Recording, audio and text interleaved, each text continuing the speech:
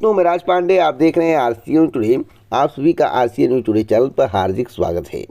आज के इस वीडियो में जिन 10 बड़ी खबरों के बारे में आपको जानकारी मिलने वाली है वह आपके लिए बहुत ही महत्वपूर्ण है, इसलिए वीडियो को पूरा देखिएगा, स्किप मत करिएगा, क्योंकि मेरा काम है आप तक सही और सटीक जानकारी पहुँचाना। वीडियो को पूरा देखने के पहले वीडियो को लाइक शेयर कर दें। अगर आप इसी प्रकार की ऑथेंटिक जानकारी प्रतिदिन चाहते हैं तो चैनल को सब्सक्राइब कर ले, बेल आइकन दबा दें, ऑल पर सेलेक्ट कर दें। पहली खबर एसएससी की है। नई परीक्षाओं की उम्र सीमा में मिलेगी छूट, जो कि आपके लिए गुड न्यूज़ है। कोरोना काल में 2 वर्ष नहीं आई थी रिक्तियाँ। आपको मालूम होगा, आवेदन शुरू होने से तैयारी कर रहे छात्र खुश हैं। कोरोना काल में फॉर्म भरने से रह गए थे वंचित, तो 2 साल की छूट मिलने की संभावनाएं दिख रही हैं। कर्मचारी चयन आयोग की ओर से उम्र सीमा बढ़ाए जाने पर बिहार के हजारों छात्रों को फायदा मिलने वाला है।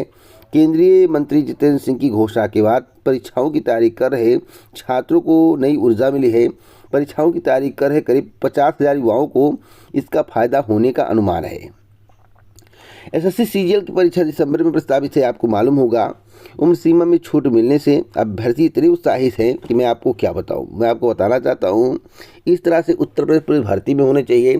साथ साथ अदर स्टेट में जो भी वैकेंसियां कोरोना काल के कारण नहीं आ पाई थी, उनमें उम्र सीमा में छूट अगर मिल जाए तो हजारों अभ्यर्थियों की ज़िंदगी बदल सकती है, हजारों अभ्यर्थियों को लाभ मिल सकता है। क्या सरकार इसके बारे में विचार करेगी, या सेंट्रल गवर्नमेंट की जितनी वैकेंसी हैं उनमें उम्र सीमा में छूट मिलेगी या नहीं? यूपी, बिहार, राजस्थान, मध्य प्रदेश, गुजरात इत्यादि राज्य के अभ्यर्थी काफ़ी परेशान हैं। इनकी समस्याओं का समाधान हर राज्य के मुख्यमंत्री को करना चाहिए। अगली अपडेट है महंगाई और जीएसटी को लेकर। महंगाई और जीएसटी के मुद्दे पर विपक्षी दलों ने नहीं चलने दिया संसद। आपको मालूम होगा कि दूध, दही, पनीर सब कुछ महंगा हो गया है, सब पे जीएसटी ठोक दिया गया है। एक समय ऐसा था जब देश के प्रधानमंत्री जी कह रहे थे कि देखिए हमारी सरकार है, हमने दूध, दही इत्यादि खाद्य पदार्थों पर जीएसटी नहीं लगाया, हमने इसे जीएसटी से बाहर कर दिया। एक समय ऐसा था जब देश के प्रधानमंत्री जी कह रहे थे कि हवाई चप्पल पहनने वाला भी हवाई जहाज में घूमेगा। एक समय ऐसा था जब देश के प्रधानमंत्री जी कह रहे थे इस देश को नहीं बिकने दूंगा, देश नहीं बिकने दूंगा, और रेलवे बेच दिया, कोल बेच दिया, बेल बेच दिया, सब कुछ बेच रहे हैं।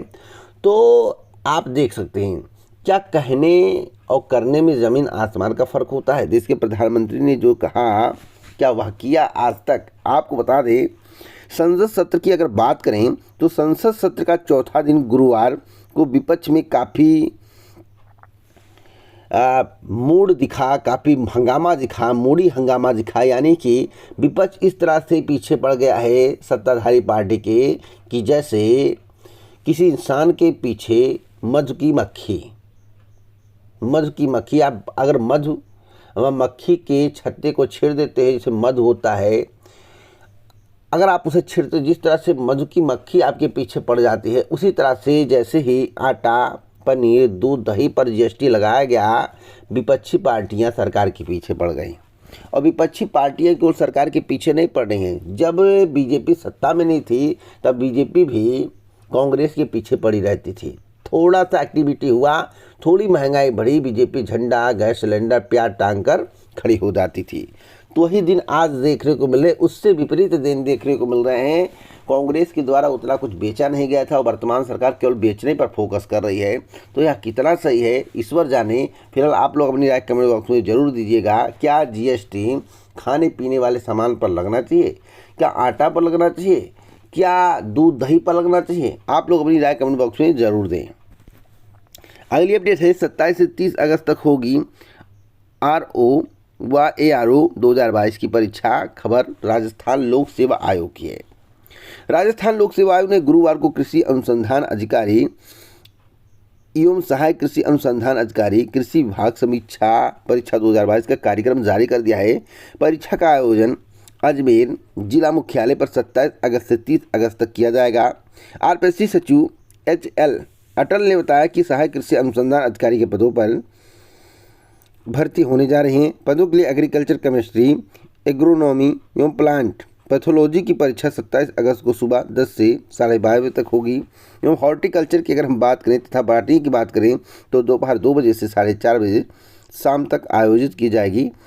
एंटोमोलॉजी विषय की परीक्षा का आयोजन 28 अगस्त को सुबह 10:30 बजे से 12:30 बजे तक होगा। 10:30 नहीं 10 बजे से 12 बजे तक किया जाएगा। कृषि अनुसंधान अधिकारी के पदों के लिए विषय अनुसार एग्रीकल्चर, केमिस्ट्री, एग्रोनॉमी एवं प्लांट पैथोलॉजी की परीक्षा 29 अगस्त को सुबह 10 बजे से 12:30 बजे तक एवं हार्टिकल्चर विषय की परीक्षा 2 बजे से 4:30 बजे तक, एंटोमोलॉजी विषय की परीक्षा 30 अगस्त को 10 बजे से 12:30 बजे तक आयोजित की जाएगी। तो पूरी जानकारी आपको वेबसाइट पर मिल जाएगी। आरपीएससी की अधिकारी वेबसाइट पर जाकर नोटिस को डाउनलोड कर सकते हैं। एक और महत्वपूर्ण जानकारी देना चाहता हूं। आपको मालूम होगा कल ही मेरे द्वारा आपको बताया गया था, समाचार पत्र में भी आया था कि 10 लाख से अधिक पद खाली हैं। किसके? विभिन्न विभागों के सेंट्रल गवर्नमेंट में। मैं आपको बताना चाहता हूं, कोरोना काल में केंद्र में हुई 1.5 लाख से ज़्यादा भर्तियां, ऐसा मंत्री जी का कहना है। संघ लोक सेवा आयोग की बात करें, यूपीएससी की, कर्मचारी चयन आयोग की बात करें, एसएससी की, और बैंकिंग कार्मिक चयन संस्थान की बात करें, आईबीपीएससी की, तो जो बताया जा रहा है आईबीपीएस, माफी चाहता हूँ, आईबीपीएस लिखा हुआ है। आईबीपीएस ने वर्ष 2020 से 21 और 21 से 22 में 1.5 लाख से ज़्यादा उम्मीदवारों का चयन किया है। 1,59,615 उम्मीदवारों में से 8,913 को यूपीएससी, 97,914 को एसएससी और 52,788 को आईबीपीएस ने भर्ती किया है। यह जानकारी कार्मिक राज्य मंत्री जितेंद्र सिंह ने बृहस्पतिवार को राज्यसभा में दिया है। तो क्या इसके पहले जितनी भर्तियां होती थी, क्या उससे ज़्यादा भर्तियां हुई हैं? और जो 10 लाख पद रिक्त हैं उन पर भर्तियां कब होगी? सरकार इसका जवाब दे, लेकिन सरकार इस पर कुछ बोलने को तैयार नहीं है। एक और महत्वपूर्ण जानकारी देना चाहता हूं उत्तर प्रदेश लोक सेवा आयोग की। आपको मालूम होगा कि उत्तर प्रदेश लोक सेवा आयोग में इंटरव्यू चल रहा है, पीसीए 2021 का। इंटरव्यू में कई प्रकार के सवाल पूछे गए, अच्छे सवाल पूछे गए, तार्किक सवाल पूछे गए, और जिसका आपको जवाब देना था, क्योंकि आप प्रशासनिक सेवा में अगर जाते हैं तो तार्किक सवाल आपसे पूछना वाजिब है। इंटरव्यू देकर निकल रहे अभ्यर्थियों से जब बात किया गया, उनसे पूछा गया, तो उनके जवाब संतोषजनक थे। इतना बेस्ट भी नहीं था कि मैं बहुत ही बेस्ट कह दूं, लेकिन उनसे सवाल पूछा गया कि इंटरव्यू देकर निकल रहे हैं आप, एक्सीडेंट हो जाए तो क्या करेंगे। और पूछा गया कि कांग्रेस के संस्थापक एओ ह्यूमन उत्तर प्रदेश के किस जिले से आते हैं। चाइनीज उत्पादों पर प्रतिबंध को कैसे देखते हैं। महाराष्ट्र की राजनीति में हुए परिवर्तन पर आपकी क्या राय है। आपको मालूम होगा सिंधिया के बारे में, जो कि पार्टी में तोड़ मड़ोड़ कर बीजेपी के साथ मिलकर खुद मुख्यमंत्री बन गए हैं, उनके बारे में पूछा गया था। नई शिक्षा नीति में सोशल मीडिया से छात्रों को कैसे दूर रख सकते हैं, इसके बारे में पूछा गया था। गंगा एक्सप्रेसवे के बारे में पूछा गया था। एनसीआर में यूपी के कौन कौन से जिले शामिल, इसके बारे में पूछा गया। भारत पाकिस्तान के तनाव को कैसे समाप्त किया जाए, कैसे करेंगे, इसके बारे में पूछा गया था। धर्म और संप्रदाय में क्या अंतर है। लोकगीत और बोलियों के बारे में बताइए। कवि और कविता में क्या अंतर होता है। कवि और कविता में क्या अंतर होता है। बहुत ही महत्वपूर्ण प्रश्न पूछे गए थे, और इस तरह के प्रश्न पूछे जाते। आप जैसे जैसे आप देखेंगे तो करंट अफेयर्स के सवाल ज़्यादा हो जाएंगे। जैसे इंटरव्यू का दिन बढ़ेगा, अब करंट के सवाल पूछे जाएंगे, बाकी सवाल सब अंदर चले जाएंगे। तो आपको ज़्यादा करंट पर फोकस करना है और अपने सब्जेक्ट पर फोकस करना है। गारंटेड है कि आप इंटरव्यू में अच्छा मार्क हासिल करेंगे। अगली अपडेट है तदर्थ शिक्षकों को लेकर। मैं आपको बताना चाहता हूँ, कल ही मेरे जो आपको बताया गया था कि तदर्थ शिक्षकों के लिए एक प्रस्ताव तैयार है। मानदेय पर रखे जाएंगे तदर्थ शिक्षक, लेकिन बहुत हाई वेतन देने का प्लान चल रहा है। मैं आपको बताना चाहता हूँ, माध्यमिक विद्यालयों में कार्ड 2090 तदर्थ शिक्षकों को राहत देने के लिए शासन 3 विकल्पों पर विचार कर रहा है। इसके तहत इन शिक्षकों को मानदेय पर रखा जाएगा, जिसमें अधिकतम 50,000 तक मानदेय देने की व्यवस्था होगी।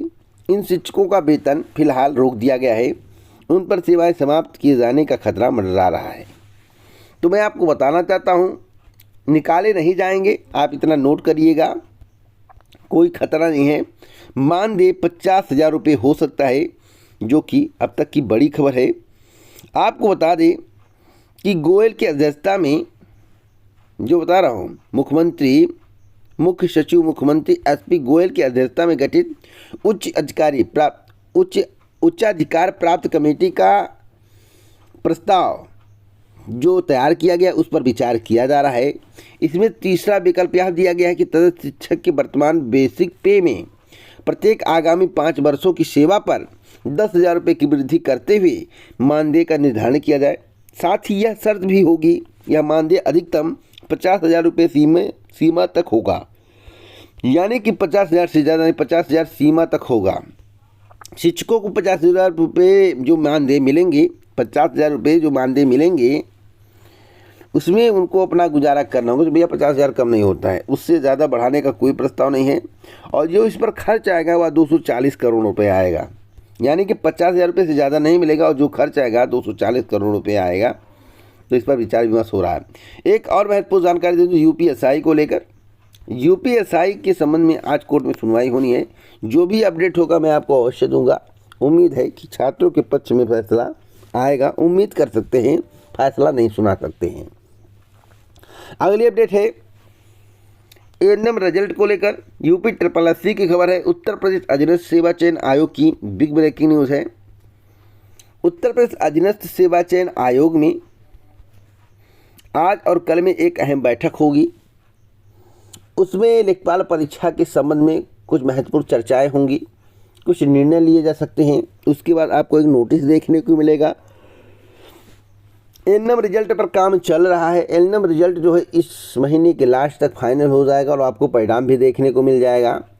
4th वीक मेरे द्वारा बोला गया है, थोड़ा वेट कर लीजिए, 4th वीक इंतज़ार करिए। साथ ही साथ उसके बाद जूनियर असिस्टेंट के परिणाम पर काम होगा। कौन कौन सी नई भर्तियाँ आने वाली हैं, जूनियर असिस्टेंट की भर्ती कब आएगी, इस पर भी बात करूँगा। तो अगली वीडियो का इंतज़ार करिए। फिलहाल जूनियर असिस्टेंट 2019 पर काम अगस्त से शुरू होगा। कंप्लीट होने के बाद परिणाम आएगा। एएनएम का परिणाम इस महीने के लास्ट तक जारी करने की तैयारी चल रही है। यूपीएसआई की आज कोर्ट में सुनवाई है। जो भी अपडेट होगा मैं आपको अवश्य दूंगा। लेखपाल परीक्षा को लेकर आज और कल में एक अहम बैठक होगी। अन्य परीक्षाओं को लेकर भी बैठक होगी। तो लेखपाल परीक्षा के संबंध में निर्णय होने के बाद नोटिस जारी कर दिया जाएगा। तो इसी प्रकार की ऑथेंटिक जानकारी अगर आपको चाहिए तो अभी चैनल को सब्सक्राइब करें, बेल आइकन दबाएं, ऑल पर शेयर कर दीजिए। जय भारत, नमस्कार।